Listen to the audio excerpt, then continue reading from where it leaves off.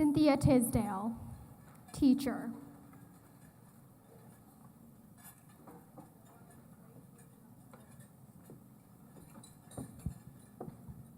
Christian Riley Garcia, 15-year-old freshman.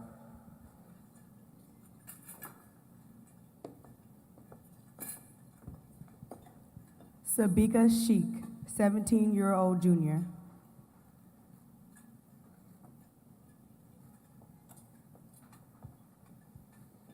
Angelique Ramirez, 15-year-old freshman.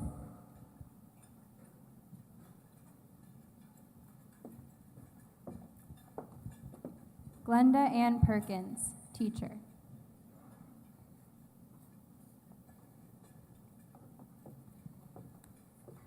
Shayna Fisher, 16 years old, sophomore.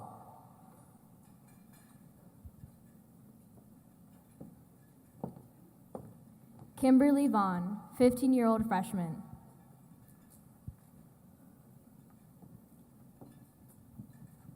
Christopher Jake Stone, 17-year-old junior.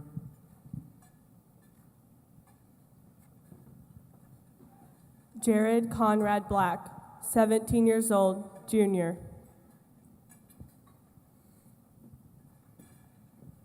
Aaron Kyle McLeod, 15-year-old freshman.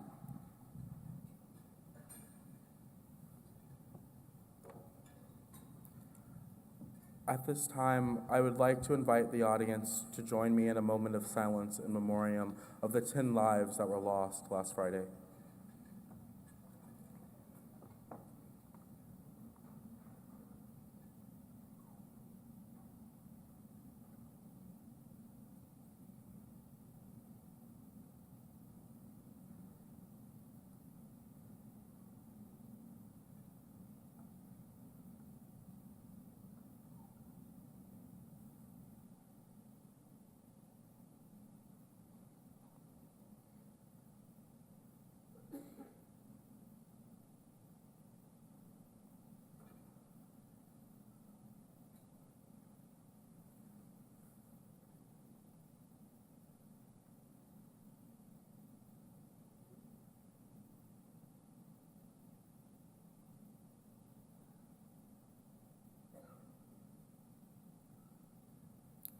Before I begin, I would also like to invite all of the other students that are here today to join me up on stage or near the stage.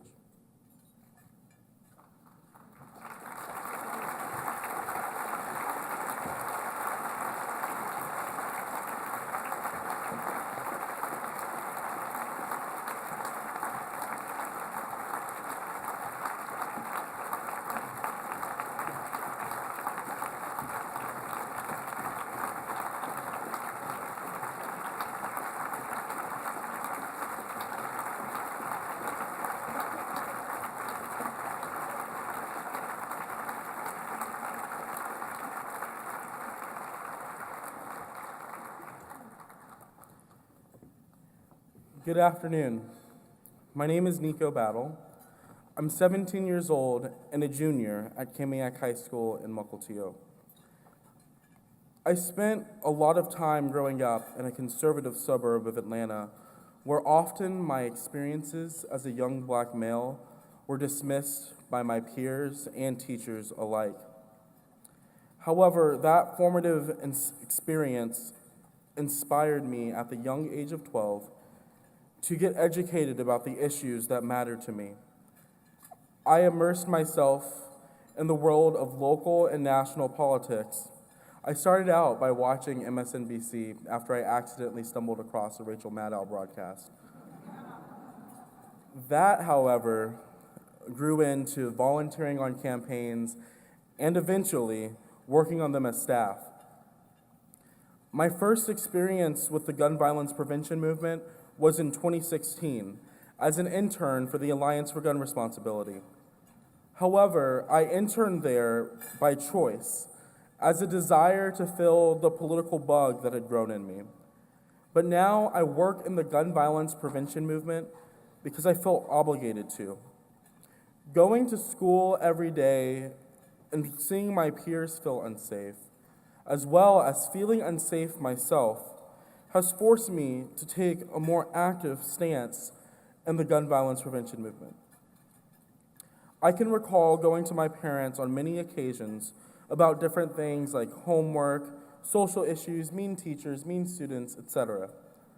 They could always help me through those problems, but one thing they just can't relate to is the fact that I have grown up in a world that knows the violence of mass shootings like the back of its hand. Prior generations can't dismiss the issue of gun violence in schools because they never had to deal with that. I was born in 2001, so that makes me a part of the post-millennial generation. And I've heard some pretty cool names for our generation, from Generation Z to iGen. But in my opinion, the real defining factor of my generation is that we've grown up in a world where gun violence is considered the norm. At Kamiak High School, which is the school I attend, we recently installed magnets on every teacher's door. These magnets go over the lock so teachers can open and close the doors without ever unlocking them. These magnets make sure our doors stay locked so that in the all too likely case of a lockdown, teachers don't have to leave the classroom to lock the doors. These magnets serve more than that function though, because every single magnet I see reminds me and my peers that we're constantly targets in our classroom. Yet another potential life lost in a mass shooting, all because our leaders have failed to make meaningful change.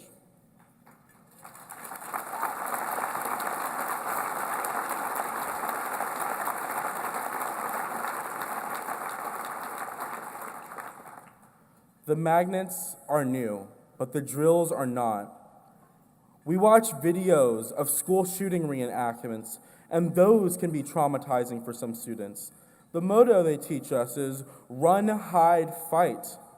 We constantly prepare for worst-case scenarios. It's like they've given up instead of trying to find ways to prevent this violence. Because of the threat to our safety, my school has an armed police officer on campus.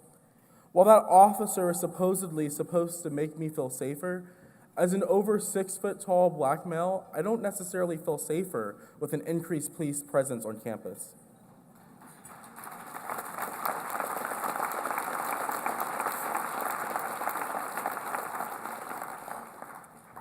My homeroom teacher has a filing cabinet full of stuff right by her front door. It's so she can push it in front of the door to keep an active shooter out of her classroom for just a few extra seconds if it came to that. Every day I go to her class, my peers and I are forced to think about why that filing cabinet is there. As a student, I don't feel safe thinking that my teachers are having to determine which one of me or my peers are potential threats to their safety. How can they focus on educating us if they have to see us as threats? The sound of fire alarms for some students are now triggering. They say, is this a real drill, or did a shooter pull the alarm to get everyone to run out of the building, like what happened at Parkland? 1 month after the Parkland shooting, we were assigned to write a persuasive essay about an issue that's important to us personally. At least half of my class wrote about gun violence because it's always on our minds. The Parkland students created a movement after the shooting that struck their community. It's because of their response that more students across the country, students like myself, are standing up for the change that we deserve. This is not a happy moment, however. We feel as if we've been let down by the leaders our parents have elected to protect us.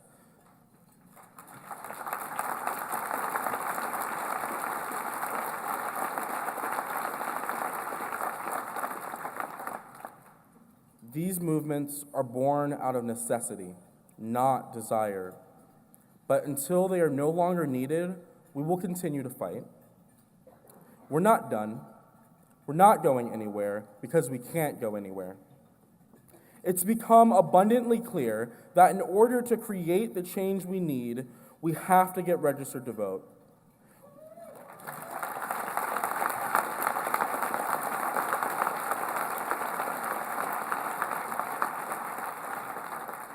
We have to learn about the candidates that don't stand with us and vote them out.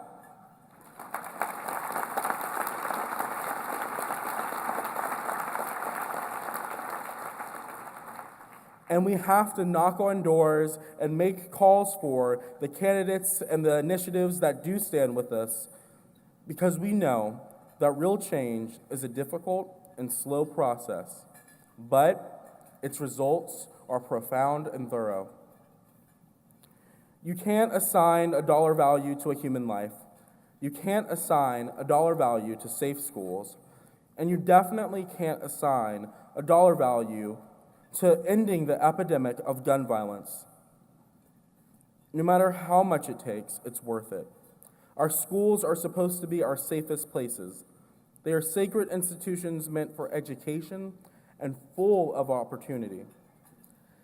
They should not be the sites of mass execution after mass execution.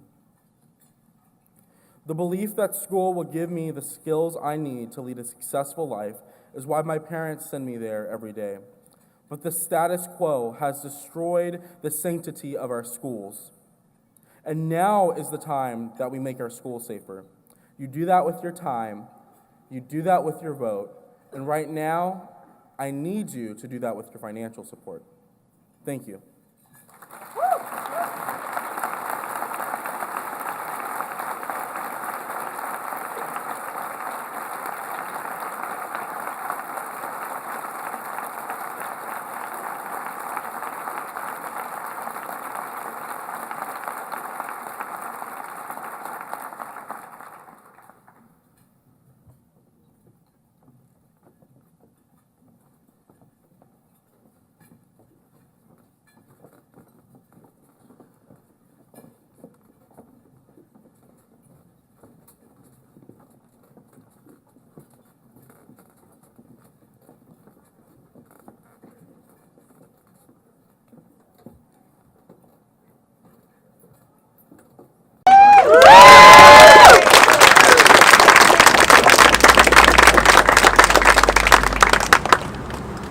Thank you everyone for having me. I'm so flattered. Hello everyone, my name is Ola Jackson. I was born and raised here in the state of Washington, and I will be an IB senior at Rainier Beach this fall. And like too many of my peers, like too many of people in America, I have experienced the pain of gun violence firsthand. My longtime friend, Me Chance Deshaun Dunlap Giddens, was killed in a police shooting on January 27, 2017. Rest in peace, bro. And my baby cousin, Malijah Graham, was killed on April 16, 2015 in a drive-by shooting when she was just 1 year old. We are Malijah. These stories are uniquely in America. They are a result of living in a country where you can buy a semi-automatic assault rifle before you can buy a beer. A country where there are more guns than there are people. Over 187,000 students across the United States have experienced gun violence since 1996. And 80% of school shootings use semi-automatics. So my generation doesn't ask if we'll be touched by gun violence, but when, where, and how soon. But my generation isn't afraid of the NRA. We're afraid of the gun violence. We're afraid of the gun lobby, We are afraid to go to school or even hang out. This has to end. And if the gun lobby keeps buying our politicians, we'll change things ourselves.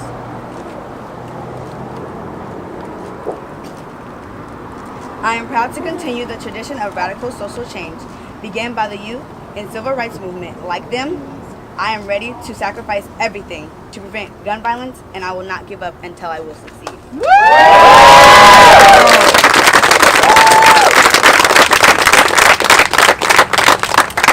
That's why I am proud to have worked to help the Initiative 1639 on the ballots this November. And that's why I was proud to have organized the March for Our Lives to stand in solidarity with the countless young people across the country calling to action to stop gun violence. These are our lives, this is our state, and this is our future.